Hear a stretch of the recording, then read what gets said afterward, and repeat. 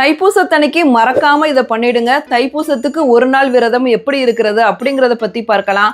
பூசம் நட்சத்திரம் வர பிப்ரவரி 1 ஞாயிற்றுக்கிழமை வர இருக்கு. அன்னைக்கு அதிகாலையில எந்திரிச்சு குளிச்சுட்டு சாமி எடுத்த பூக்களால அழகா அலங்காரம் பண்ணிடுங்க. முருகப்பெருமானுக்கு செவ்வரளி ரொம்ப ரொம்ப உகந்தது.